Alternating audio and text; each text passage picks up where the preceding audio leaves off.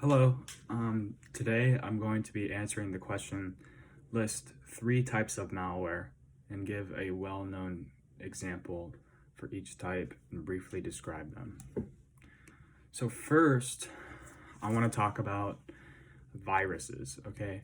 So I just bought a new PC, and this is one of my main concerns was avoiding viruses and worms and all this malware, because I don't want that to be a problem that I have in the future with my PC.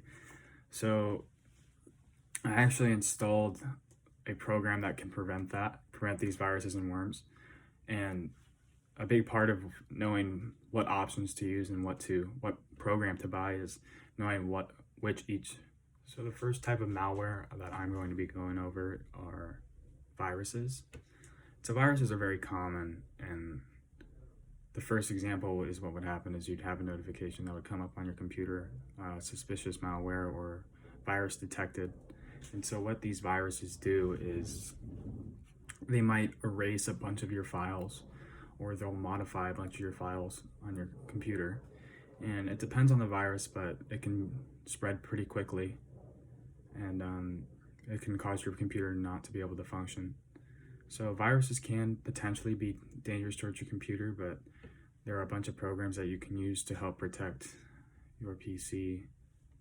So the next type of malware that I'm going to be talking about is a computer worm.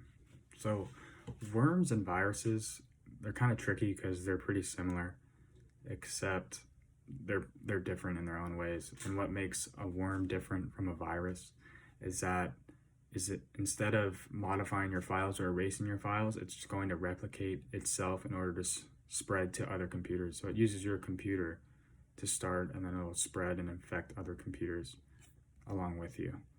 So, and some worms can be not as harmful as others. Some worms, almost the most damage they cause is just consuming the bandwidth, but there is potential that worms can affect your PC. The final type of malware I want to talk about are the Trojan horses. And Trojan horses are definitely more rare than viruses or worms, but what is inside a Trojan horse is a very nasty, malicious code hidden inside of other files. And so what Trojan horses do is it may or may not attack the host or your computer, but it can be very harmful, and it can find a lot of your private information. So